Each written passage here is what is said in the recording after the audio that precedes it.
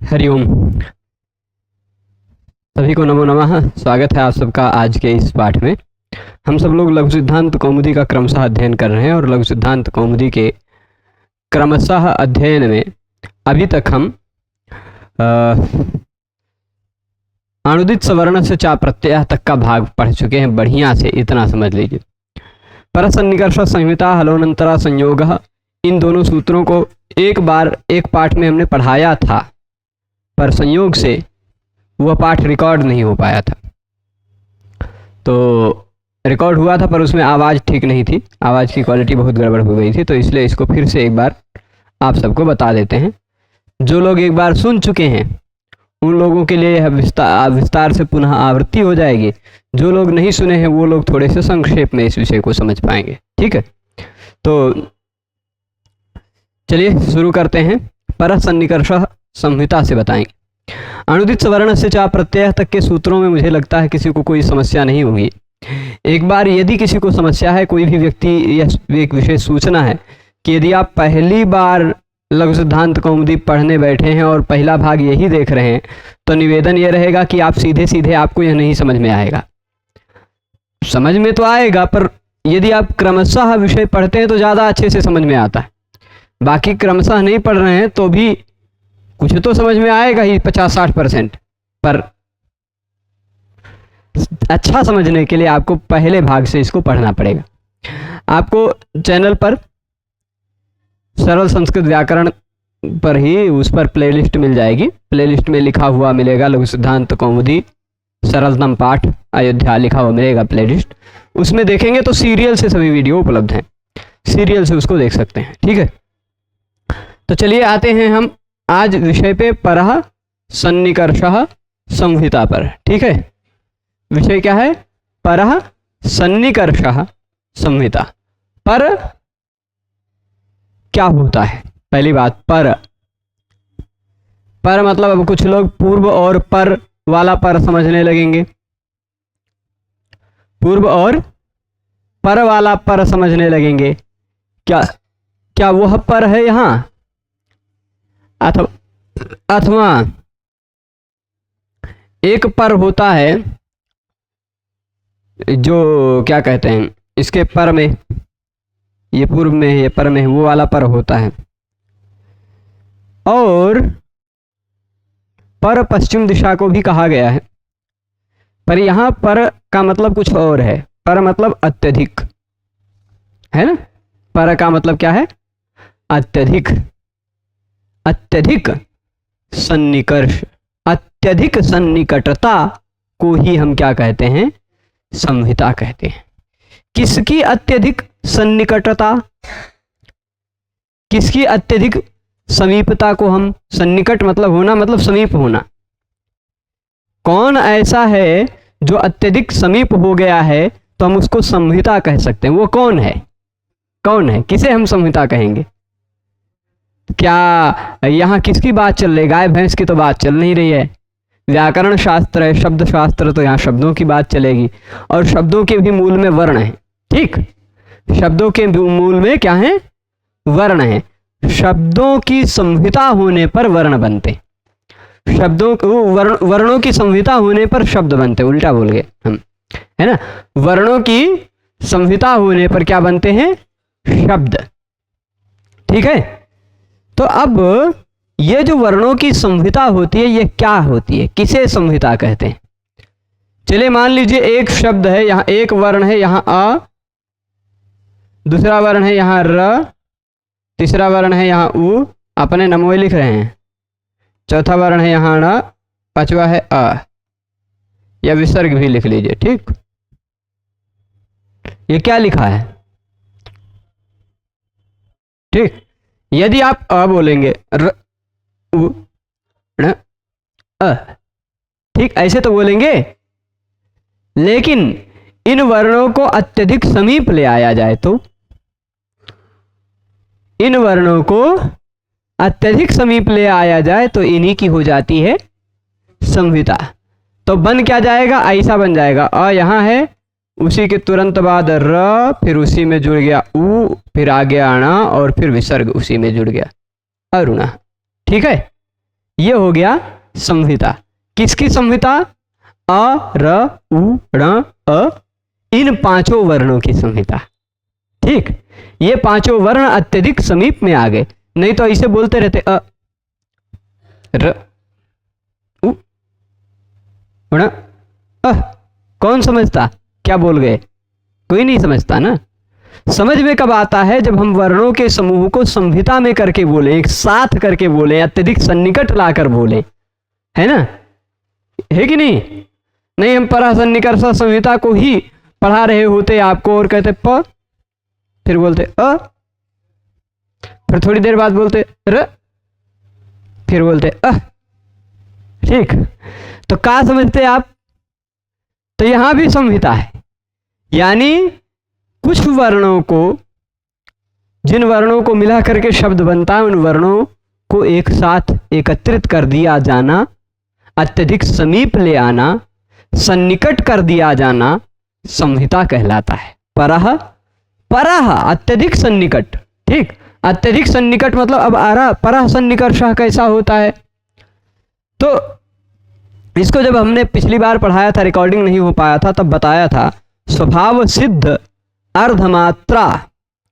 देखिए, हम कुछ भी बोलते हैं, कुछ भी बोलते हैं, तो क और उ बोलने के बीच में कुछ भी, कभी कभी क्या होता है, दो वर्णों के बीच में स्वभावतः थोड़ा सांस लेने के चक्कर चलते, या उन दोनों वर्णों में थोड़ा सा अंतर रहे, ऐसा बताने के लिए, ऐसा जताने के लिए कभी कभी स्वभावतः हम एकदम से वर्णों को सटाकर नहीं बोल पाते, कभी कभी, है ना?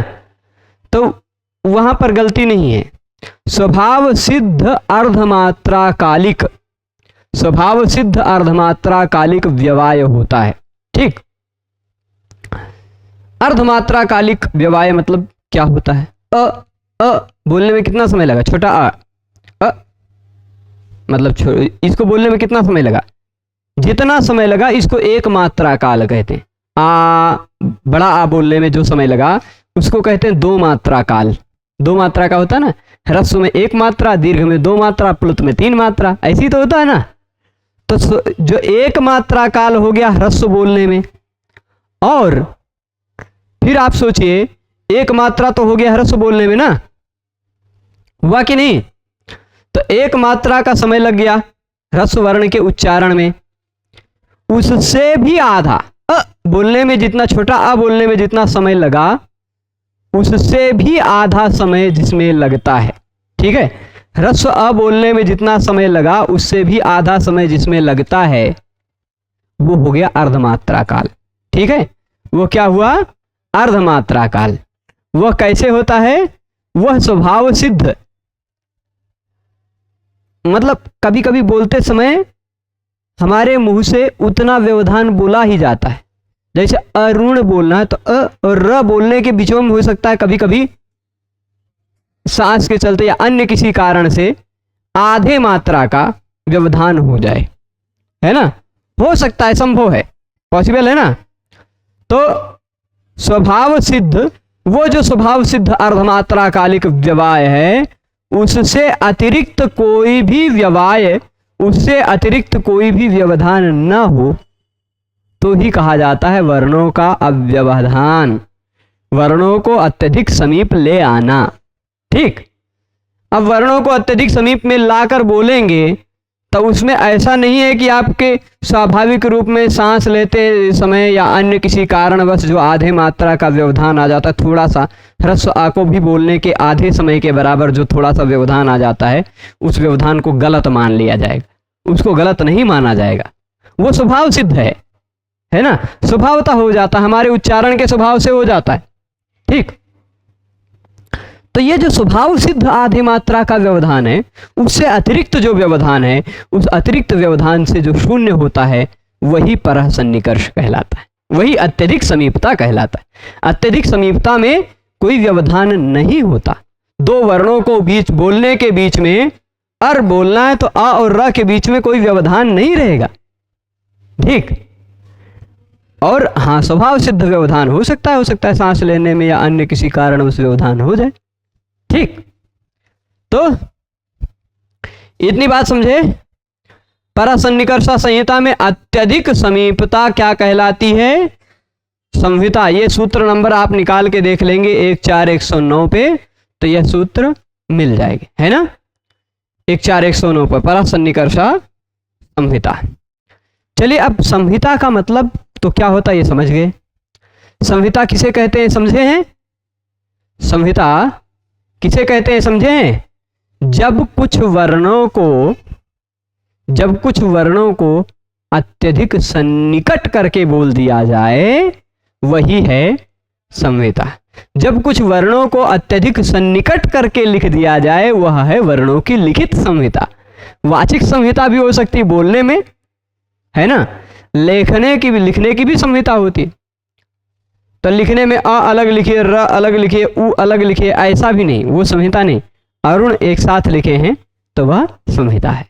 ठीक, एक साथ कई वर्णों को एक साथ सन्निकट, अत्यधिक सन्निकट लाकर बोला जाए तभी होती है संहिता। अच्छा, इसके बिना कुछ बोल सकते हैं क्या? इसके बिना कुछ बोल सकते हैं? आपका नाम क्या है? रमन। ठीक है, रमन है मान लीजिए। तो इस रमन में 6 अक्षर है ना। आप खाली ऐसे बोलते हैं र, अ, म, अ, ऐसे बोलते कोई समझता? तो वर्णों को अत्यधिक निकट लाके बोलना पड़ेगा ना, जल्दी जल्दी में बोलना पड़ेगा रमन, तब तो लोग समझेंगे। यही होती है संहिता। ठीक, जब हम कई वर्णों को एक साथ लाके बोलते हैं तो वह होती है क्या? उसी को कहते हैं संहिता। वर्णों की परह यानी अत्यधिक सन्निकर्ष यानी सन्निकट होना वर्णों का संहिता कहलाता, उसकी संहिता संज्ञा होती है। अब कहिए भाई ये तो हमें पता था, संहिता क्या होता है ये तो पता था। ठीक, कैसे पता था? तो कई लोक व्यवहार से बहुत पहले से ये प्रचलित है, इसलिए भाष्यकार ने यद्यपि इसका खंडन किया, इस सूत्र का प्रत्याख्यान कर दिया कि इस सूत्र की जरूरत नहीं थी, क्योंकि हम लोक व्यवहार से ही संयोग और संहिता जानते हैं, तो इसके लिए अलग से सूत्र बनाने की आवश्यकता नहीं थी, ऐसा भाष्यकार ने, भगवान पतंजलि ने कहा है। पर फिर भी यदि सूत्र है तो सूत्र के जितने अन्य व्याख्याकार हैं उन अन्य व्याख्याकारों के हिसाब से लघु सिद्धांत कौमुदी के आधार पर हम लोग क्या करते हैं, इसको पढ़ते हैं। यदि तो क्या लिखा है? वर्णानाम, वर्णानाम वर्णों की अतिशयितः, अतिशयितः अत्यधिक। ठीक, वर्णों की अत्यधिक सन्निधि, समीपता, सन्निधि होना मतलब समीपता होना। ठीक, जैसे रमन बताया तो र, अ, म, अ, न, अ, ये 6 वर्ण अत्यधिक सन्निधि में रहने लगेंगे एक दूसरे के, तभी तो रमन बनेगा, है ना। तो वह अत्यधिक सन्निधि होता है, उसी को, इसी की संहिता नाम की एक संज्ञा है, संहिता संज्ञा स्यात्। संहिता संज्ञा किसकी होती है? वर्णों की अत्यधिक समीपता को। ठीक, वर्णानाम अतिशयितः सन्निधि संहिता संज्ञा स्यात्। ठीक है। अब चलिए, हलोनंतरा संयोगः, हलोनंतरा संयोग। अच्छा, इसमें संहिता में और बहुत सारी बातें हैं, बहुत सारी बातें छोड़ते नहीं हैं, बता ही देते हैं। खाली संहिता नाम होता है, इस संहिता संज्ञा करने का क्या फायदा? अष्टाध्यायी रखे हैं? पिछली बार पढ़ाया था तो हमने अष्टाध्यायी की काफ़ी सैर कराई थी ना, बहुत सारा सैर कराया था। आप लोग निकाल लेंगे 6-1-72 नंबर का सूत्र, 6ठे अध्याय के पहले पाद का 72 नंबर सूत्र। यहां मैं नंबर लिख देता हूं 6-1-72। ठीक, निकला? कौन सा सूत्र है? अष्टाध्यायी में आपके पास यदि नहीं है तो कोई दिक्कत मत लीजिए, हम लिख दे रहे हैं वो सूत्र कौन सा है। ठीक है, क्या नंबर लिखा है? कौन सा सूत्र है? सूत्र यही है, संहितायाम। ठीक, यही सूत्र है ना, संहितायाम। 6-1-72 मिला? अच्छा, ये संहितायाम पतले अक्षर में लिखा है कि मोटे अक्षर में? मोटे अक्षरों में लिखा है ना, गोपाल दत्त पांडे जी वाली अष्टाध्यायी में। और यदि आप ध्यान से देखें तो मोटे अक्षरों में लिखा है, उसके बाद ये नंबर नहीं लिखा, उसके बाद कोई एक और नंबर लिखा हुआ है, वो नंबर लिखा होगा 157, 58 लिखा है, चलिए कोई बात नहीं, कभी कभी एक आध नंबर इधर उधर हो जाता है। 158 नंबर, ठीक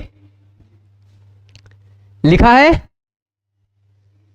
तो यानी कि 6172 से लेके 158 नंबर तक के जितने सूत्र हैं कुल जोड़ लीजिएगा 87, 72 को छोड़ के अगर देखेंगे तो 86 सूत्र हो जाएंगे, 72 को भी ले लेंगे तो फिर 87 सूत्र हो जाएंगे, 86 सूत्र ले लीजिए, ठीक। यानी 86 सूत्रों में जो कोई भी कार्य कहा गया है वह कार्य क्या होगा, संहितायाम होगा। वो कार्य कब होगा, जब संहिता होगी तब होगा, ठीक। देखिए सारे संहिता कब होती है, क्यों होती है, संहिता होती है तो क्या हो सकता है, संहिता जब होती है तो क्या हो सकता है। अब आप सोच लीजिए, इति अपि है, इति है अपि है, हम इति को अलग अपि को अलग बोलें सांस लेके, इति अपि ऐसा बोलें तो क्या इसमें संधि होगी, नहीं होगी। पर यदि हम इसमें संहिता करना चाहें तो ऐसे देखिए, ये है इति और फिर ये है अपि। अब इन दोनों के बीच में हम फिर व्यवधान को कम करना चाहें तो यहाँ जो ई है और यह जो आ है ये एकदम या जब थोड़ा सा नजदीक लेके आएंगे तो ये या बन जाएगा, ई आ अलग बोल रहे हैं लेकिन या जब नजदीक लेके आएंगे तभी संधि होगी। यानी संधि कब होती है, जब संहिता होती है तब, संहिता के कारण संधि होती है, ठीक। अब संहिता के कारण संधि होती है, इसका मतलब जहां जहां संधि हुई है वहां वहां तो संहिता होना निश्चित है, पर जहां जहां संहिता है वहां वहां संधि होना अनिवार्य नहीं है, ठीक। क्योंकि संहिता के कारण संधि होती है, संहिता के कारण संधि होती है, पर सभी संहिताओं के कारण थोड़े ना संधि हो जाएगी। अब जैसे अ र उ ण अ, इन वर्णों की संहिता हुई तो अरुण बना, इसमें कोई संधि नहीं है। जब कई वर्णों को एक साथ लाके एकत्रित करके रखा जाता है, एकत्रित करके बोला जाता है तो उसको केवल संहिता कहते हैं। पर संहिता के कारण यदि दो वर्णों में से किसी एक वर्ण के स्थान पर कोई बदलाव हो जाए या दो वर्णों में से दोनों के स्थान पर कोई बदलाव हो जाए तो उसे संधि कहते हैं, ठीक है। जैसे इति अपि ऐसा है। अब इसको जब जोड़ देंगे, इसकी संहिता कर देंगे तो संहिता करने के बाद बन जाएगा इत्यपि, ये हो गई संधि, ठीक। तो जहां जहां संहिता होती है, जहां संसार के प्रत्येक शब्दों में संहिता है, संसार के प्रत्येक शब्दों में संहिता है। अब जैसे रमन में बताया, ऐसे अमन है, ऐसे और बहुत सारे लोग हैं, है ना, रुद्र जी हैं, है कि नहीं, सभी लोग हैं, इनके नामों में संहिता है। अलग अलग खाली बोलने जाए र उ द र अ, ऐसे अलग अलग बोलेंगे तो नहीं काम चलेगा, है ना। तो संसार के प्रत्येक शब्दों में संहिता है और उन्हीं संहिता के कारण जब हम वर्णों को एक साथ बोलते हैं तो कुछ वर्ण ऐसे होते हैं जो दोनों दो वर्ण एक साथ आने पे जुड़ जाया करते हैं, है ना। जैसे मैं और लौकिक उदाहरण दे दूं, यदि चावल है, गेहूं है ना, चावल है, गेहूं है, तिल है और फिर जौ है, इत्यादि चीजें, 4-5 दाने हैं, एक दाना चावल है, एक दाना जो गेहूं है, एक दाना जौ है, एक दाना सरसों है, एक दाना सब कुछ है, एक दाना, उसको अलग अलग रखिए, एक साथ मिला दीजिए तो वो जुड़ के कुछ और थोड़े ना बन जाएंगे, नहीं बनेंगे ना, सब अलग अलग दिखाई पड़ेंगे। पर अब सरसों का तेल है, ठीक, मूंगफली का तेल है और 2-3 प्रकार का तेल है, एक एक बूंद ला के रखिए, फिर निकट कर दीजिए, मिल जाएगा कि नहीं। तो दोनों मिलकर कुछ अलग हो जाता है। दूध है, पानी है, मिला दीजिए, तो जब दोनों मिल जाता है तो वहां अलग अलग करना, है ना।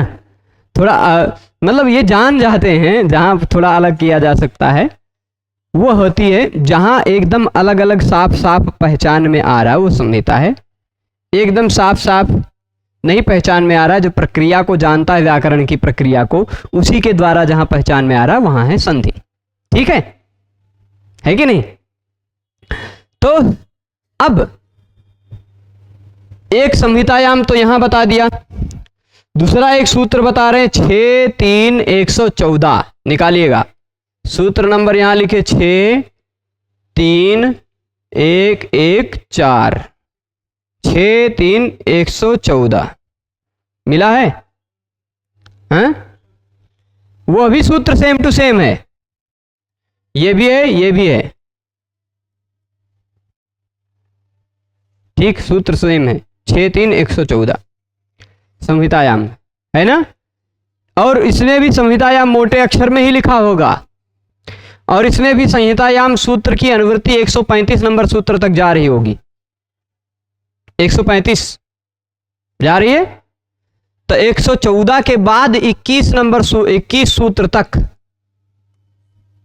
ये कुल मिलाकर सूत्र पहली वाली संहिता के अधिकार में कुल मिलाकर सूत्र हैं 86, दूसरी वाली सूत्र संहिता के अधिकार में सूत्र हैं 21। ठीक, और सबसे बड़ी वाली संहिता ले आए, सबसे बड़ी वाली संहिता ले आइए 8-2-108। 8-2-108 तयोर विवावचि संहितायाम, तयोर विवा है, तयोर विवावचि संहितायाम। ठीक है, ये तीसरी वाली संहिता है, इसमें भी संहितायाम शब्द लिखा हुआ है। तयोर विवावचि ये शब्द मोटे अक्षरों में नहीं लिखा होगा, संहितायाम मोटे अक्षर में लिखा है। ठीक, 8-2-108 नंबर कहिए तो फिर से यहां लिख देता हूं, 8-2-108 8वें अध्याय के दूसरे पाद का 108 नंबर सूत्र, 8-2-108। देख लिया कौन सा सूत्र मिला? ये सूत्र होगा ऐसा, तयोर विवावचि, फिर उसके बाद यही शब्द है संहितायाम, तयोर विवावचि, फिर ये क्या है? संहितायाम, तयोर विवावचि संहितायाम। ठीक है, तयोर विवावचि है। देखते हैं, दूसरी वाली पुस्तक है, आप में वाह है ना, या और वाह जुड़ा हुआ है ना, अलग हो ही नहीं सकता, एक खाली यह ही हो ही नहीं सकता है, दोनों होगा, या और वह दोनों होगा। तयोर विवावचि देख लेते हैं हम भी एक बार फिर से। यहां 1 मिनट आपके संतोष के लिए हम यहां दिखा देते हैं। ठीक है, यहां देखिए, अष्टाध्यायी जी को खोलते हैं और अष्टाध्यायी में यहां पर चले जाते हैं सूत्र पाठ पे, सभी सूत्र आ जाएंगे। ठीक है, तो इसमें भी अभी आपको संतोष हो जाएगा। अरे प्रभु कहाँ गए? विवाह है ना, आप खाली यह दिखाई पड़ रहा तो गड़बड़ है। तयोर विवावचि संहितायाम। ठीक है ना? अब देखिए, एक काम करते हैं, इस संहितायाम को हम कर देते हैं यहां से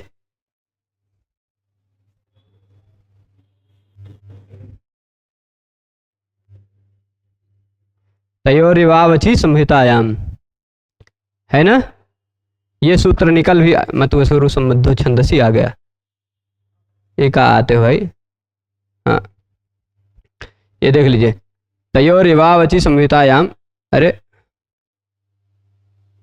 कॉपी क्यों नहीं हो रहे हैं? कॉपी हो जाते तो फिर हम इनको यहीं सर्च कर लेते। तो ये देखिएगा, नहीं आएगा, तीनों बार की संहितायाम लिखना पड़ेगा, तीनों बार। पर यह संहितायाम जो है ना 3 बार है। बात आप समझ गए होंगे कि संहितायाम कितनी बार है? 3 बार। कब कब? 6, 1 72, 6 3 114, 8 2 108। अब 8 2 108 वाला जो संहितायाम है उस पर आप देखिए, उसके तुरंत बाद नंबर लिखा होगा 8 4 68, यानी अष्टाध्यायी के अंतिम सूत्र तक इस संहितायाम का अधिकार चलेगा। अब देखिए संहिता में क्या क्या काम होते हैं, संहिता हो जाने पर क्या क्या काम हो सकते हैं, वो भगवान पाणिनि जी ने 3 जगह पर विस्तार से बताया। ठीक, पहली बार उन्होंने किस सूत्र से बताया? तो इस केवल संहितायाम सूत्र से बताया। तो सब पहली वाली संहितायाम में 6 2 1 मिनट 6 1 72 से कितने तक? 158 तक, यानी कुल मिलाकर 86 सूत्रों में पहली बार संहिता कही। दूसरी बार संहिता जो कही वो 6 3 114 से 135 तक कही, यानी कुल मिलाकर 21 सूत्रों में संहितायाम कही। फिर 1 मिनट कंफर्म कर लीजिए, अष्टाध्यायी के तीसरे पाद में कुल कितने सूत्र हैं? अष्टाध्यायी के तीसरे पाद में कुल कितने सूत्र हैं? तीसरे पाद में देख लीजिए, अष्टाध्यायी के तीसरे पाद में 100 कितने सूत्र हैं? नंबर पूरी पक्का याद नहीं है, हैं? कितने? 8.3, 8वें अध्याय के तीसरे पाद में कुल सूत्र संख्या। मैं वैसे यहां देख सकता हूं 93 सूत्र है ना। ठीक है, 8वें अध्याय के तीसरे पाद में 93 और 8वें अध्याय के चौथे पाद में 68। 93 और 68 कितना हुआ? 93 और 68 जोड़ लेंगे तो हो जाएगा 161। ठीक, 161 सूत्र तीसरी वाली संहिता में कितना है? 8 2 108 से लेकर 8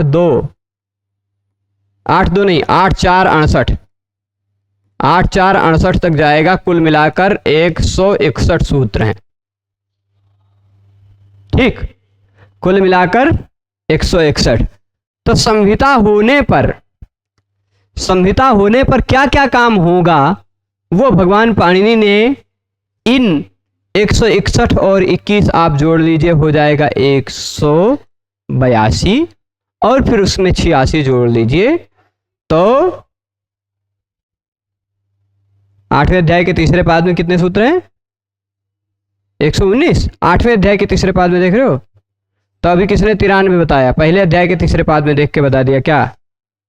हाँ, वही मुझे भी लग रहा है। पहले अध्याय के तीसरे पाद में परस्मैपद प्रकरण वाला 93 नंबर सूत्र पर खत्म हो रहा, लूटी चकले पे। ठीक है, 8वें अध्याय के तीसरे पाद में 119 है, तो 119 और 68 जोड़ लीजिए, 119 और 68 जोड़िए तो हो जाएगा 187। ठीक है, तो ये है 187 सूत्र, और इसमें 21 जोड़ दीजिए तो 208। ठीक, 208 में 86 और जोड़ दीजिए तो कुल मिलाकर हो जाएंगे 294। ठीक है, तो कुल मिलाकर कितना हो जाएंगे? ये 294 सूत्रों में भगवान पाणिनि जी ने बताया है कि जब जब संहिता होगी तब तब ये 294 प्रकार के काम हो सकते हैं। ठीक, जब जब संहिता होगी तब ये 294 प्रकार के सूत्रों से 294 प्रकार के काम किए जा सकते हैं, है ना। संहिता होने पर क्या क्या हो सकती है? संहिता होने पर ज्यादातर बहुत कुछ नहीं होता। जैसे अरुण है, संहिता है, सबके नामों में संहिता है, सभी शब्दों में संहिता है। पर संहिता हो जाने पर जो वर्णों में या जो वर्णों में कुछ बदलाव आ जाता है वो है संधि। वो बदलाव जो आता है, वो जो संधि जो का काम जो होता है, वो इतने सूत्रों में भगवान पाणिनि ने बताया है। ठीक है, इतनी बात स्पष्ट है। तो अब ये जो संहिता है, ये संहिता होती कब है और कब नहीं होती है, ये बात भी हमने पिछले व्याख्यान में जब किया था तो बताया था। संहिता कब होती है और कब नहीं होती है, ये एक बार फिर से हम आपको यहां बता देते हैं। ये प्रभु प्रकट हो जाओ। संहिता कब होती है, कब नहीं होती है? तो संहितैक पदे नित्या धातु उपसर्गयोः नित्या समासे वाक्ये तु सा विवक्षाम अपेक्षते। ठीक, इसको समझा देता हूं। ये आ क्यों नहीं रहे हैं? चलिए ऐसे तो आओगे। हाँ। तो यहां आप देखिएगा, ये मैं श्लोक लिख देता हूं। संहितैक पदे नित्या, संहिता एक पदे नित्या। ठीक, और फिर उसके बाद नित्या धातुपसर्गयोः,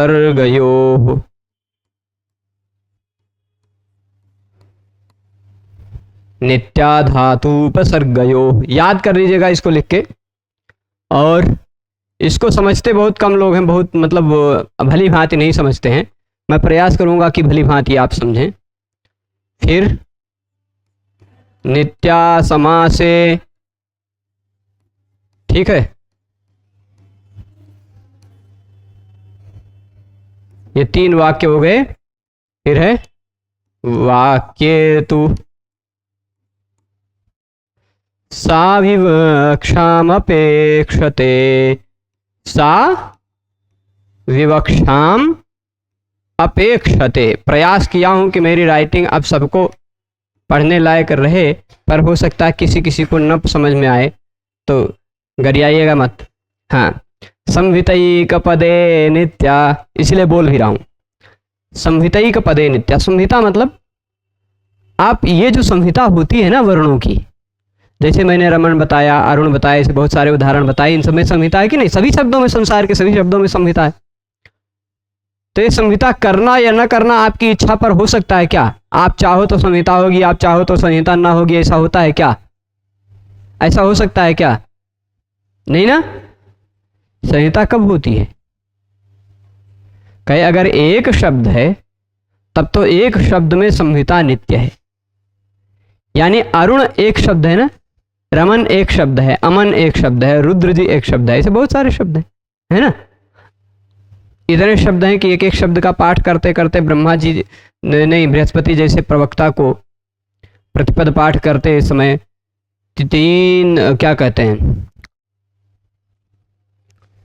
3,60,000 वर्ष नहीं, क्या कहते हैं, दिव्यम वर्ष सहस्रम, दिव्य 1,000 वर्ष, दिव्य 1,000 वर्ष मतलब दिव्य 1,000 वर्ष यानी 360 वर्ष के बराबर। 1,000 गुणे 360, हाँ, 3,60,000 वर्ष लग गए बृहस्पति जैसे प्रवक्ता को। और एक एक शब्द, कितने शब्द होते हैं, वो एक एक शब्द करते करते वो समाप्त नहीं कर पाए। तो शब्द इतने हैं, ठीक, शब्द कितने हैं वो निश्चित नहीं कहा जा सकता, अनंत। तो उन प्रत्येक शब्दों में अगर एक ही शब्द है तब तो उसमें संहिता क्या होगी? नित्य होगी। जैसे अरुण में आप ऐसे करके नहीं बोल सकते, या ऐसे करके लिख भी नहीं सकते, है ना। यहां संहिता क्या है? नित्य है। नित्य और अनित्य में मतलब क्या होता है? नित्य मतलब वह आपको करना ही पड़ेगा, वह होता ही है, उसका निवारण संभव नहीं है। तो अगर एक शब्द है तो उस शब्द में संहिता नित्य है। और धातु उपसर्ग है तो धातु है, उपसर्ग है, जैसे प्र है, उपसर्ग एक, और उसी के साथ है भवति। तो आप ऐसा अलग अलग करके नहीं कह सकते कि प्र अलग बोल दीजिए फिर भवति अलग बोल दीजिए। धातु और उपसर्ग को एक साथ जोड़कर ही आपको करना पड़ेगा, ठीक।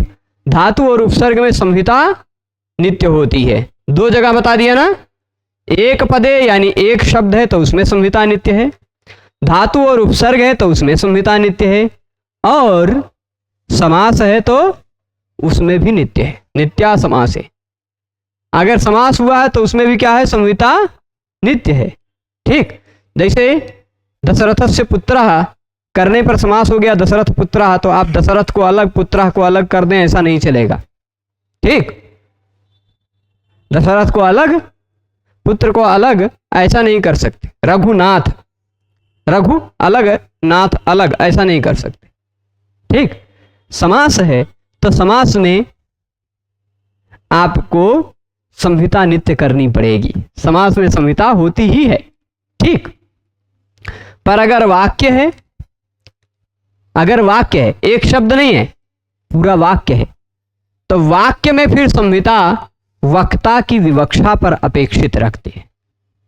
वाक्य में जो संहिता है, वह कैसे होती है? वह वक्ता की विवक्षा पर निर्भर करता है। मतलब वक्ता चाहे तो दशरथस्य पुत्रः गच्छति ऐसा बोले, चाहे दशरथस्य पुत्रो गच्छति ऐसा संधि करके बोल दे, संहिता करके, ठीक। अथवा पुनः गच्छति, चाहे ऐसा बोले, वक्ता की इच्छा पर है। चाहे तो वह पुनः गच्छति ऐसा बोले, चाहे पुनर्गच्छति संहिता करके बोले, ठीक। बोलते समय वह उसकी इच्छा पर निर्भर करता है, पर कब? वाक्य में। एक शब्द है तब तो संधि नित्य होगी, संहिता नित्य होगी। संहिता होगी तो संधि हो सकती है, हो जाए, ठीक। एक ही शब्द में संहिता नित्य, धातु और उपसर्ग में संहिता नित्य, समास में संहिता नित्य, पर वाक्य में बोलने की इच्छा पर निर्भर करता है। बोलने वाला व्यक्ति वाक्य का प्रयोग कर रहा है, पर उस वाक्य में एक शब्द है तो नित्य रहेगी। उस वाक्य में धातु और उपसर्ग है तो भी संहिता नित्य रहेगी। उस वाक्य में समास हुआ है तो भी संहिता नित्य है। पर एक शब्द धातु उपसर्ग और समास के सिवाय का कोई वाक्य है, ठीक, पुनः है, गच्छति है, अलग अलग है। ये एक शब्द में पुनः में संहिता है, गच्छति में पूरी संहिता है। ग अ च छ अ त ई ऐसा नहीं बोल रहे हैं हम, पूरा गच्छति संहिता करके बोल रहे हैं। पुनः में संहिता है, गच्छति में संहिता है, पर बोलते समय पुनः और गच्छति में भी दोनों में संहिता करना चाहे तो दोनों को भी जोड़ के हम कह सकते हैं पुनर्गच्छति, ठीक। वह बोलने की इच्छा पर निर्भर करता है, ठीक है।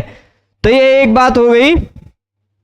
अब इसके बाद संहिता और संधि में भी अंतर आप समझ गए होंगे। संधि सभी शब्दों में हो ऐसा निश्चित नहीं है, पर संहिता सभी शब्दों में है, ठीक। संधि होती है संहिता के कारण। यदि संहिता ना हो तो संधि ही ना हो। वर्णों को एक पास अत्यंत सन्निकट न लेकर आए, वर्णों का परह सन्निकर्ष न करें तो संधि कहां से होगी, है ना। वर्णों को अत्यधिक सन्निकट न लेके आए तो संधि कहां से होगी। तो संधि जो है वह संहिता के कारण होती है, ठीक। संहिता के कारण ही संधि होती है, ठीक है। चलिए फिर से हम आ जाते हैं यहां पर। प्रभु आप दर्शन दीजिए। हाँ, तो ये समझ गए होंगे, वर्णानाम अतिसवितः सन्निधि संहिता संज्ञस्यात्। वर्णों की अत्यधिक अतिशय समीपता संहिता कहलाती है, ठीक। अब आ जाइए हलोऽनन्तराः संयोगः। हलोऽनन्तराः संयोगः। अच्छा, ये जो है ना संज्ञा प्रकरण पढ़ा देंगे। हम एक ऐसा मन में विचार आया है कि पढ़ें तो व्यवस्थित ढंग से पढ़ें। जितने लोग भी पढ़ने के लिए यहाँ केवल सत्यनारायण कथा की तरह खाली सुनने आते हैं कि सुनेंगे ना पुस्तक देखेंगे ना घर पे जाके एक को बार रिवीजन करेंगे ना एक को बार पढ़ेंगे, ऐसे लोगों का कोई कल्याण नहीं कर सकता। पर जो लोग पढ़ना चाहते हैं उन लोगों से निवेदन है कि घर पे भी एक बार पुस्तक खोल के लाइन बाई लाइन पढ़ लिया करें कि गुरुजी ने जितना समझाया है वो मुझे समझ में आया है कि नहीं आया। नहीं आया है तो अपने से बड़े, आप गुरुकुल में हैं, आपके 700 लोग रह रहे हैं, है ना, तो किसी बड़े से जिनको लगता है कि समझ में आ गया उनसे पूछ लिया कीजिए। वो अगर डांटते नहीं बता पा रहे हैं तो आप हमसे आके पूछ लिया कीजिए, ठीक है। पर पूछ के जितना पढ़ रहे हैं खाली ठेका पूरा करने के लिए नहीं, आप पढ़ रहे हैं तो पूरा समझ कर पढ़ें, बढ़िया से समझ के पढ़ें, ठीक है।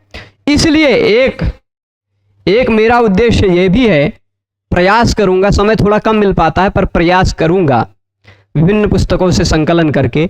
यह जब संज्ञा प्रकरण पूरा होगा तो संज्ञा प्रकरण तक के कहाँ से नत्वा सरस्वतीम देवीम से लेकर के सुप्तिङन्तम पदम तक के सूत्रों पर जितने प्रश्न मैं बना सकूंगा उतने प्रश्नों को लेकर आऊंगा। एक दिन खाली प्रश्नोत्तर। आप सब नहीं प्रश्न पूछते तो क्या हम नहीं पूछ सकते हैं? हम पूछ लेंगे। हम देख तो लेंगे कि कैसा पढ़ाया है हमने, ठीक से पढ़ाया है कि नहीं पढ़ाया है ना। तो प्रश्न कर लेंगे, प्रश्न को अगर आप सबको आता है तो उत्साह से उत्तर देंगे, नहीं आता है तो फिर हम समझा देंगे, ठीक है। पर छोड़ेंगे नहीं किसी को, पूरा समझा के ही छोड़ेंगे, ठीक है।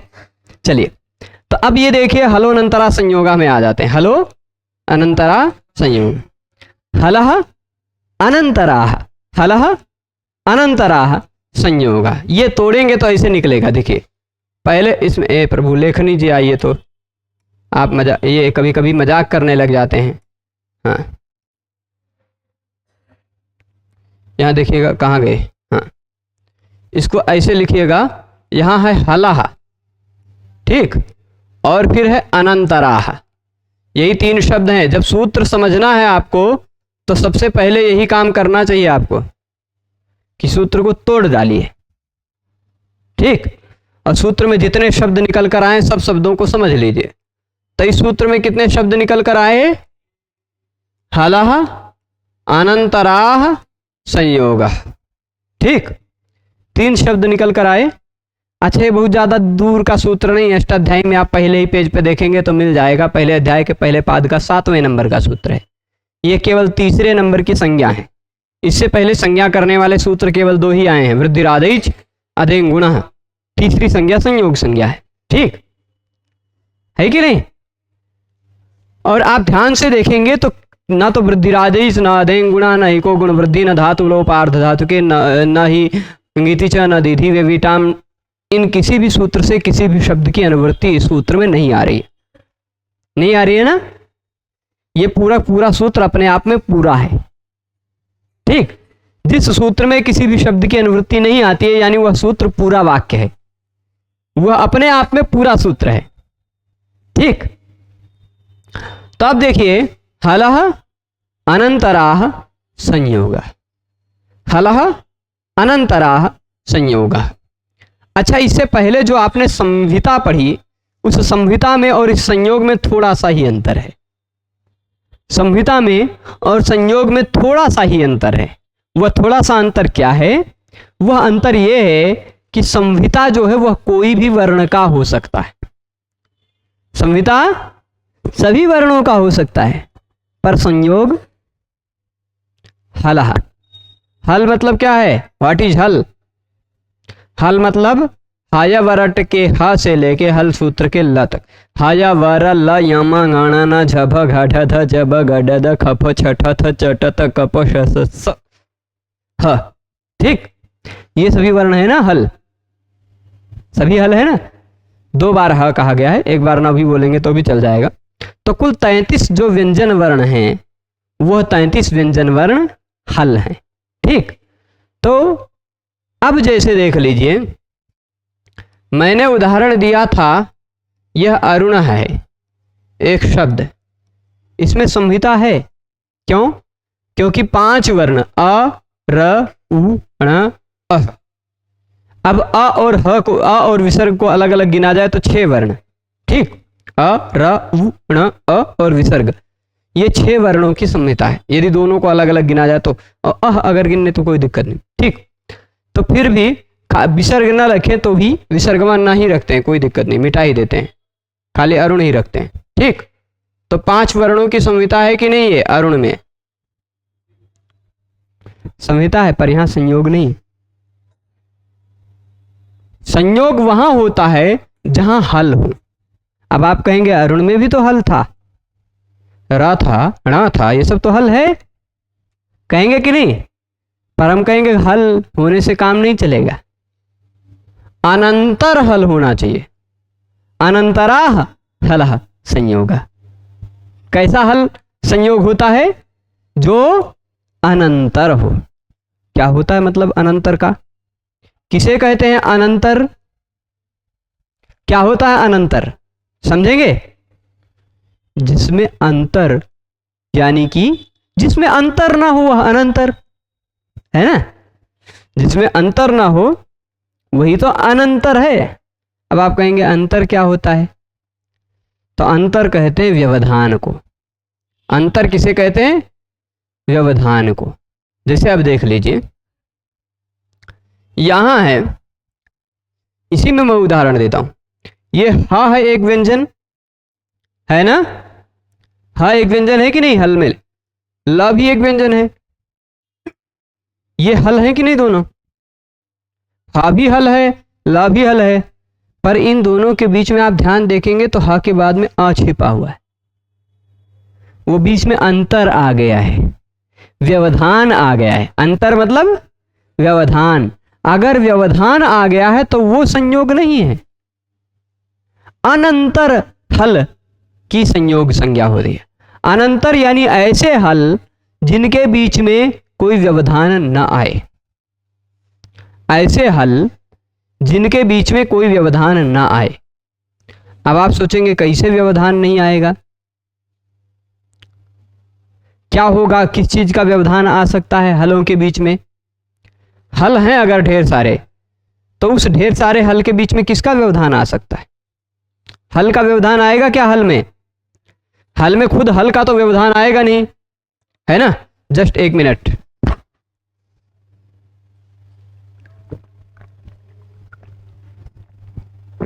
उपयः पानम भुजंगा नाम केवलम विश्ववर्धनम।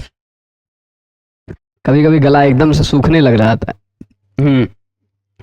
तो मैं बोल रहा था कि अंतर मतलब होता है व्यवधान। जो व्यवधान आएगा वो व्यवधान किसका आएगा? स्वर का आएगा ना। व्यंजनों के बीच में व्यवधान आएगा तो स्वर का आएगा ना। अब यहाँ सारे पुरुष सारे बैठे हैं, व्यवधान कब आएगा? कोई पुरुष आ गया बीच में तो व्यवधान आ जाएगा क्या? नहीं। कोई महिला आ गई तो व्यवधान आ जाएगा। यानी व्यवधान हमेशा विजातीय वर्णों का होता है, विजातीय चीज का होता है। तो हल वर्णों के बीच में व्यवधान आएगा अगर, किसका आएगा? किसका आएगा व्यवधान? स्वर वर्ण का आएगा। ठीक। तो अनंतर का मतलब क्या है? ऐसे हल वर्ण जिसमें स्वर वर्णों का अंतर यानी कि व्यवधान न पड़ता हो, वो हल वर्ण अनंतर हल वर्ण संयोग कहलाते हैं। ऐसे हल वर्णों की, ऐसे अनंतर हल वर्णों की संयोग संज्ञा होती है। ठीक है। संयोग क्या हुआ? जब ढेर सारे हल, दो या दो से ज्यादा हल एक साथ आ जाएं। जैसे यहां ही देख लीजिए, ज दिखाई पड़ रहा है आपको, ठीक। उसी तुरंत बाद भ दिखाई पड़ रहा है, ठीक। ज भ, फिर आप कहेंगे उसी तुरंत बाद रेफ र दिखाई पड़ रहा है। नहीं, आ नहीं आएगा, ई है, ई की मात्रा है। ज भ के बाद ई है, ज्भी, अजभी। ठीक। ज और भ के बाद है ई, भले पहले से मात्रा चढ़ जाती है, भले ही, है ना। आप जैसे लिखिए, क्या लिखिए, ये क्या लिखा है? की लिखा है ना। कोई ऐसा बिल्कुल मत समझ लेना कि यहाँ ई पहले है का बाद में है। ई पहले होता का बाद में होता तो आप इक बोलते, की नहीं बोलते, है ना। आप की बोल रहे हैं, की में का पहलवा बोल रहे हैं, ई बदियम बोल रहे हैं, है ना। तो लिखने के तरीके पे मत जाइएगा कि पहले ई है बदियम का है। ठीक। वास्तविकता क्या है? पहले का है बाद में ई है। ठीक। इतनी बात स्पष्ट है। तो यहां ज और भ के तुरंत बाद में ई है, भी। पर ज और भ के बीच में कोनो व्यंजन वर्ण, कोनो स्वर वर्ण का व्यवधान है क्या? नहीं है ना। ज और भ के बीच में किसी व्यंजन वर्ण का, किसी स्वर वर्ण का व्यवधान नहीं है। तो इन दोनों वर्णों को क्या कहा जाएगा? इन दोनों को हल, अनंतर हल है, इसलिए इन दोनों की संयोग संज्ञा हो जाएगी। ठीक है, हो जाएगी। ज और भ का संयोग है। ऐसा क्या कह सकते हैं हम कि यहां देखो इसमें ज और भ का संयोग है। अच्छा, थोड़ा सा और देखिए, अब इसी के तुरंत बाद भ और र का संयोग है क्या? नहीं है, क्योंकि भ और र के बीच में ई आ जा रहा है। चलिए ठीक है, कोई बात नहीं। र और व का संयोग है क्या? क्योंकि र के तुरंत बाद आ जा रहा है, र व्यवहित। र और व का भी संयोग नहीं है, पर इसमें व और य का संयोग है, क्योंकि व और य के बीच में कोई भी स्वर वर्ण नहीं है। व्य ये व और या का संयोग है। ठीक, तो जहां दो या दो से ज्यादा व्यंजन वर्ण एक साथ आ जाएं वहां पर होता है संयोग। ठीक है, क्या आ जाए? दो या दो से ज्यादा व्यंजन वर्ण एक साथ आ जाएं तो। जैसे उदाहरण देते हैं हम आपको, लेखनी जी कूद रही हैं। उदाहरण देते हैं यहां इंद्र। इंद्र दिख रहे हैं, इनका नंबर लेना पड़ता है बहुत सम्मान से, नहीं तो ऋषि आ जाएंगे ज्यादा बरसाने लग जाएंगे, है ना। चलिए, यहां आप देख रहे होंगे कितने वर्ण हैं? ई है, न है, द है, र है, अ है। इंद्र तभी तो बना है।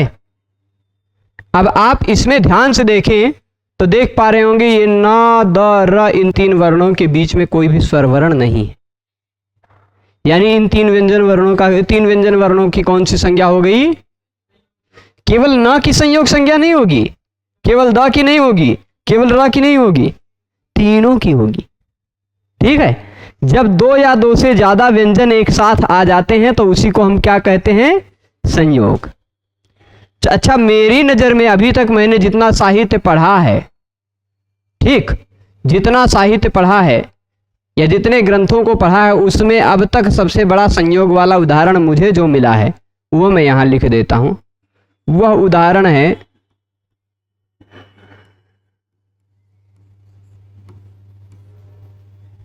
कार्त्स्न्य, कार्त्स्न्य, कार्त्स्न्यम।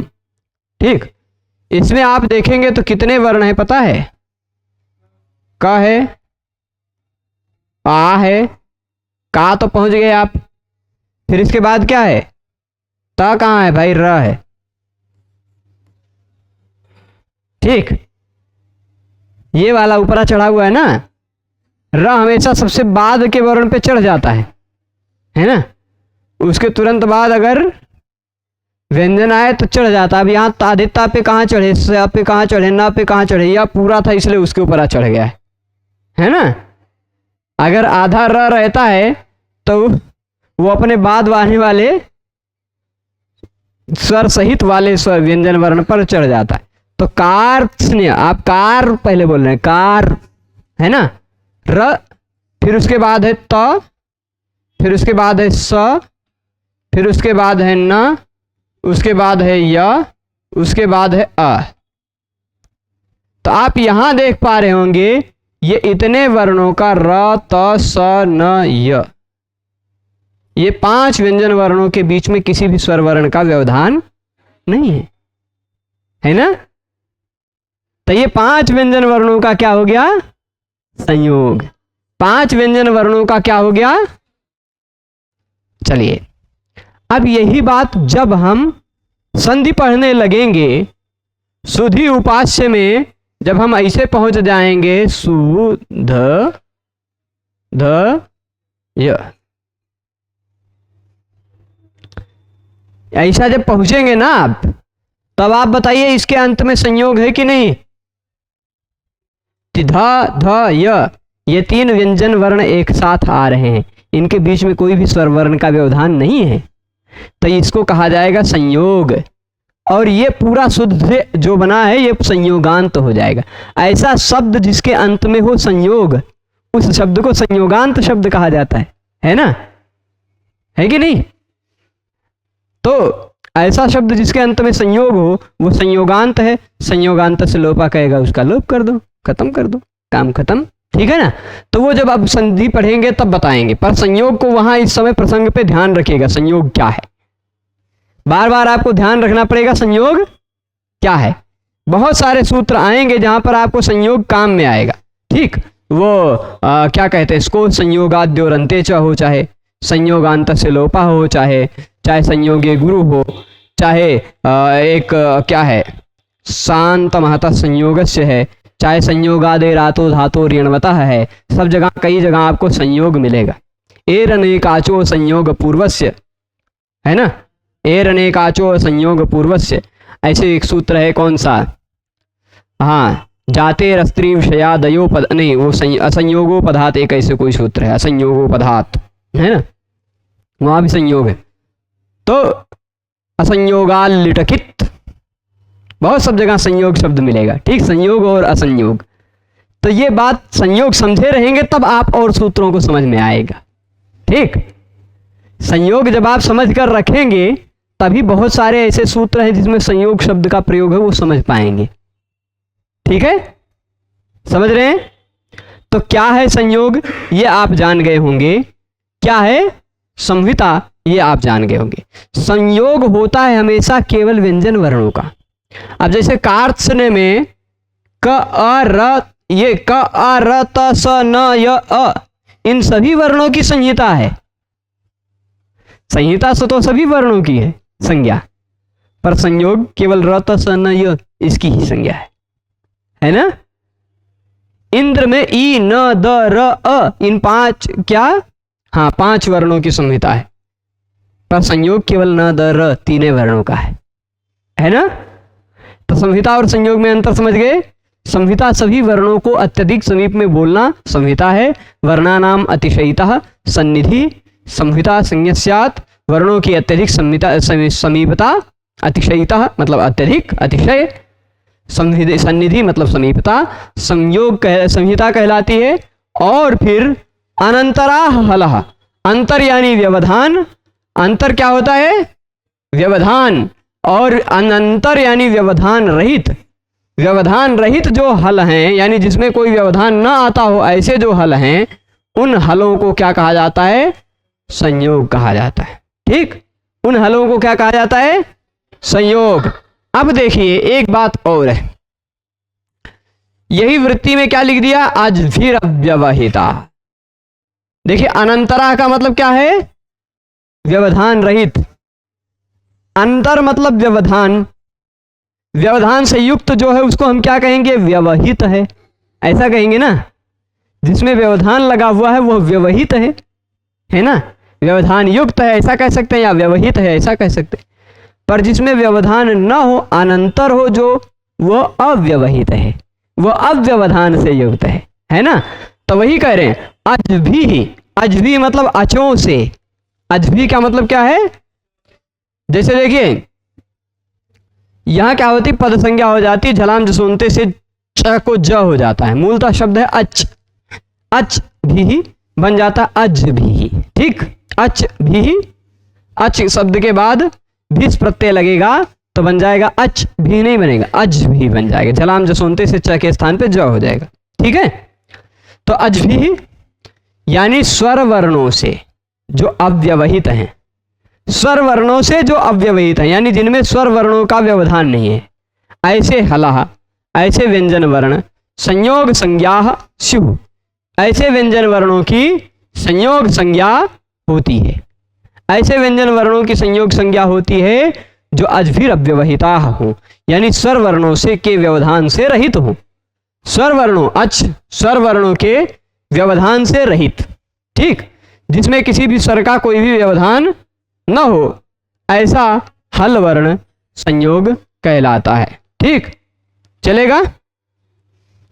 अजभिर अव्यवहिता हलः संयोग संज्ञा स्युः। अब बात ये हो रही हलः की, ठीक, बात क्या हो रही है, हलः। हलः मतलब क्या होता है, हल हलऊ हलः, हल हलऊ हलः ऐसे रूप चलता है। तो हलः मतलब बहुवचन है, ठीक, हल शब्द का प्रथमा बहुवचन हलः, ठीक।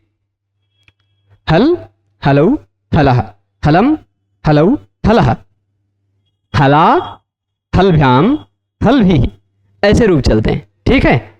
तो ये क्या है, हलः प्रथमा बहुवचन है। बहुवचन मतलब बहुत सारे हल होंगे तभी संयोग संज्ञा होगी, क्या, क्योंकि सूत्र में तो हलः कहा गया है, तो 2 व्यंजन वर्णों पे संयोग संज्ञा नहीं होगी क्या, ऐसा प्रश्न एक उठता है। उसका समाधान देने के लिए कुछ व्याख्याकार 2 हल और बहुत सारे हल मिला दिया जाए तो कितने हो गए, एक तरफ 2 हल रखा गया है, देखिए ये एक हल है, मान लीजिए कितने हैं, ये एक हल हो गया, ये एक हल हो गया, 2 है ना, और इधर बहुत सारे हल हैं, ठीक। चारों रख लीजिए, मान लीजिए बहुत सारे हल हो गए, इनको मिला दिया गया तब वो तो बहुत ही सारे बचे, तब भी तो बहुवचन ही है ना। दो और बहुत मिलाइए तब वो बहुत है कि नहीं।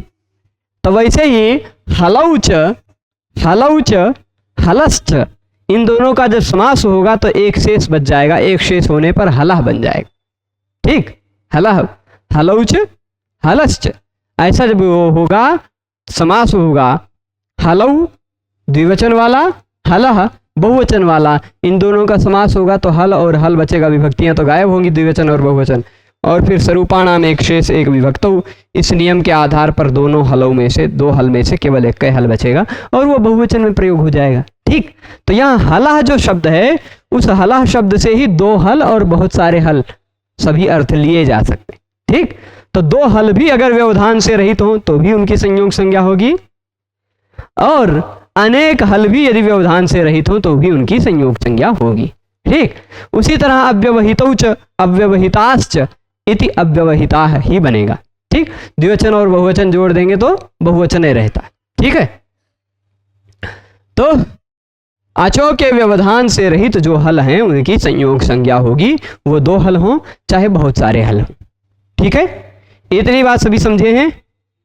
तो अब इसके बाद जो अंतिम सूत्र बचता है सुप्तिङन्तम पदम, उस सूत्र को हम कल के व्याख्यान में देखेंगे, खाली सरलता से समझ लेंगे और फिर कुछ प्रश्न उत्तर आप सबको करवाएंगे। तब तक बहुत दिन की छुट्टी मना लिए आप सब, अब कुछ काम ये करना है आप सबको कि जितना है नत्वा सरस्वतीं देवीं से शुरुआत करके पारायण कर लीजिएगा।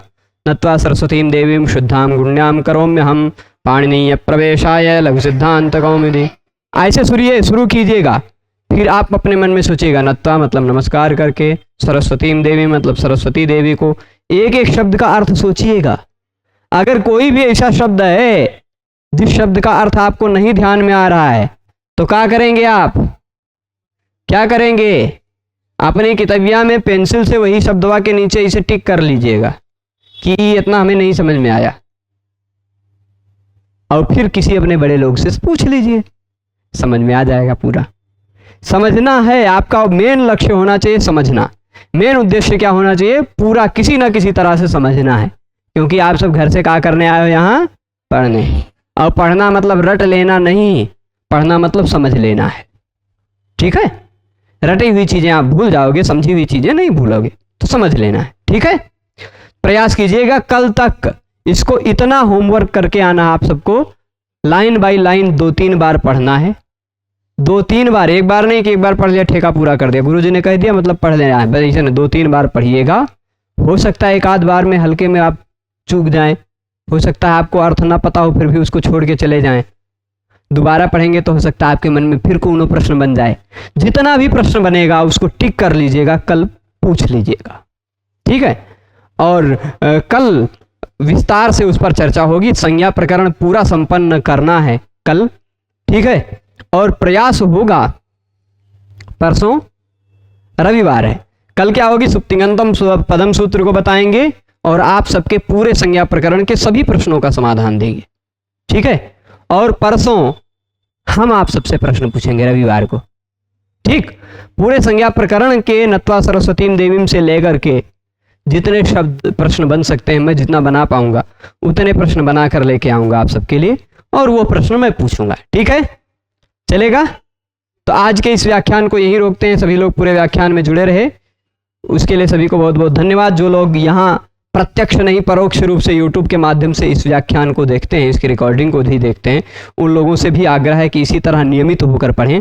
और जो भी मित्र आपके हैं व्याकरण पढ़ना चाहते हैं, बहुत हैं, लाखों की संख्या में है जो व्याकरण पढ़ना चाहते हैं, ऐसे प्रत्येक मित्र तक इस वीडियो की जो प्लेलिस्ट है वो पहुंचाएं।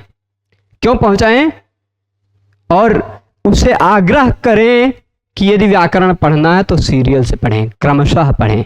अभी थोड़ा सा प्रतीक्षा करेंगे, आप सब व्याकरण को एकदम से हलवा बनाने के लिए और बहुत सारे उपाय सोचे जा रहे हैं, किए जा रहे हैं। आप सबके लिए लघु सिद्धांत कौमुदी जी बहुत ज़्यादा फेमस हो गए, इसलिए इनको भाव देना पड़ रहा है, इसलिए इनको पढ़ा रहे हैं। ठीक है। बाकी काशिका शुरू करेंगे तब व्याकरण कितना सरल है वो आप समझ पाएंगे। काशिका भी शुरू करेंगे, ठीक है, तो चलेगा। पर इतना जितना पढ़ते जा रहे हैं समझते जाएं, क्योंकि आपको भविष्य में यही पढ़ाना पड़ेगा, ज़्यादातर जगह कोर्स में यही मिलेगा, ठीक है, चलेगा। तो सभी को बहुत बहुत धन्यवाद, नमो नमः, कल पुनः मिलेंगे।